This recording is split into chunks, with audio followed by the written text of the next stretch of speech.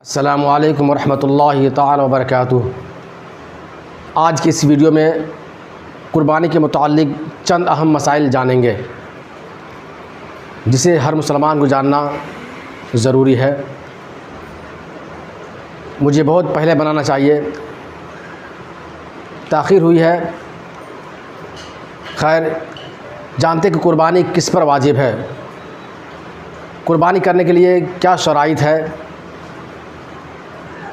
क्या घर के मालिक पर कुर्बानी वाजिब है या हर माल के निसाब पर कुर्बानी वाजिब है, क्या मैयत के नाम से कुर्बानी कर सकते हैं या नहीं, क्या जिसके नाम से अक़ीक़ा नहीं हुआ है उसके नाम से कुर्बानी हो सकता है या नहीं। यही 3-4 बातों पर आज हम इस पर बहस करेंगे। इस वीडियो को लास्ट तक देखें और अपने दोस्तों में शेयर करें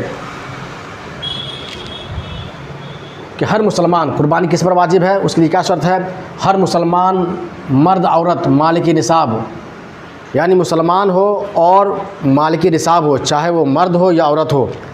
उसके साथ साथ क्या होना चाहिए, आकिल यानी अक़ल वाला, पागल नहीं। बालिग यानी बालिग पर कुर्बानी वाजिब है, बच्चे पर नहीं। और मुकीम होना यानी मुसाफिर ना हो, यानी मुसाफिर ना हो। मुसाफिर उसे कहते हैं जो 92 किलोमीटर तक दूर, 92 किलोमीटर के बाद जो सफ़र करना चाहते हैं तो वो मुकीम मुसाफिर होते हैं। तो हर मुसलमान मालिक निसाब भी हो और साथ साथ आकिल भी हो, पागल ना हो, बालिग भी हो, बच्चा ना हो।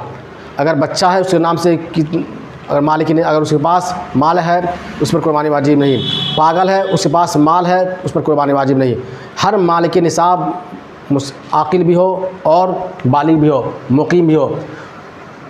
मालिक निसाब मुकीम पर कुर्बानी वाजिब है। हर मुसलमान मालिक निसाब आकिल बालिग मुकीम पर कुर्बानी वाजिब है। जबकि ये शर्त यानी मालिक निसाब होना, आकिल होना, बालिग होना, मुकीम होना कब पाया जाए, अय्याम नहर में पाया जाए। यानी अय्याम नहर उस दिन को कहते हैं जिस दिन में कुर्बानी किया जाता है। वो 3 दिन हैं, 10 ज़िलहिज्जा, 11 और 12। ये 3 दिन के अंदर अगर ये शर्त पाया जाए तब कुर्बानी वाजिब है, वरना नहीं। अगर 10 हिज्जा से पहले मालिक निसाब तो था, लेकिन 10 ज़िलहिज्जा से पहले ही यानी 9 ज़िलहिज्जा को मगरिब से पहले अगर किसी ऐसी मुसीबत आई कि उसके पास माल ख़त्म हो गया, वो गरीब हो गए, तो उस पर कुर्बानी वाजिब नहीं है, अगरचे पहले वो मालदार था। इसी तरह अगर मुसलमान भी है, माल की निसाब भी है, लेकिन अय्याम नहर से पहले वो क्या हो गए, पागल हो गए, तो उस पर कुर्बानी वाजिब नहीं है। इसी तरह मुसलमान भी है, माल की निसाब भी है, आकिल भी है, बालिग भी है, लेकिन वो मुसाफिर हो गए किस दिन में, अय्याम नहर में। 10, 11 और 12 ये 3 तारीख में इसे क्या कहते हैं, अय्याम नहर। जिस दिन हम कुर्बानी करते हैं तो ये 3 दिन कुर्बानी है, उस दिन को अय्याम नहर करते हैं। ये 3 दिनों में इन सब का पाना क्या है, शर्त है। अगर कोई शर्त ख़त्म हो जाए तो कुर्बानी वाजिब नहीं। ये समझ गया। उसके बाद मालिक निसाब किसे कहते हैं, मालिक निसाब वो है जिसके पास 52.5 तोला चांदी या 7.5 तोला सोना हो, वो शरीयत के एतबार से मालदार है, मालिक निसाब है। अब 52.5 तोला चांदी आपके ज़ुबान में कितना होता है, तो उसका होता है 653 ग्राम, यानी 65 भरी। 65 भरी जिसके पास चांदी है या उसके मिक़दार उसके पास रुपया है तो वो मालिक निसाब है। अब इस वक्त सबके शहर में अलग अलग हुआ करता है इसका रेट। तो इस वक्त अगर हम मान के चले कि 700 रुपया अगर भरी है तो 65 भरी 3 ग्राम का जो दाम होता है वो 45,710 रुपया होता है। 700 एतबार से अगर देखा जाए तो अगर चांदी 700 भरी है, 10 ग्राम का 1 भरी होता है और 12 ग्राम 3 मिलीग्राम का 1 तोला होता है।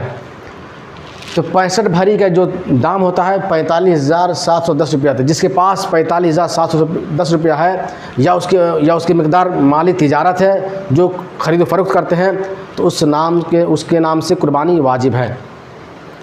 और अगर सोना चांदी भी नहीं है, माली तिजारत भी नहीं है, रुपया भी नहीं है, लेकिन उसके पास इतना माल है यानी सामान है जो हाजत असलिया के अलावा हो।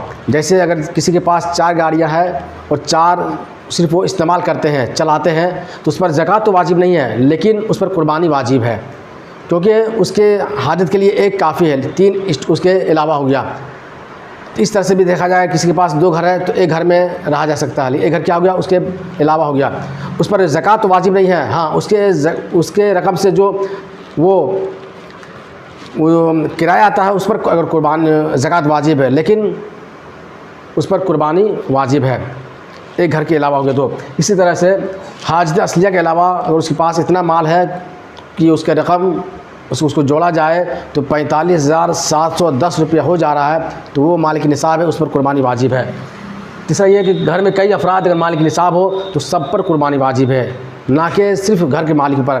लेकिन अक्सर ये होता है कि घर के जो मालिक होते हैं वो अपने नाम से कुर्बानी कर देते हैं और सारे घर वाले बरी उज़्ज़िमा समझते हैं कि घर वाले मालिक कर दिए, सब लोग बरी हो जाए। लेकिन नहीं, हर माल की निसाब पर, चाहे वो औरत हो, चाहे मर्द हो, चाहे बेटी हो, चाहे बेटा हो, चाहे शौहर हो, चाहे मर्द हो, और शौहर हो या बीवी हो, हर अफराद पर जो माल की निसाब है घर में, सब पर कुर्बानी वाजिब है।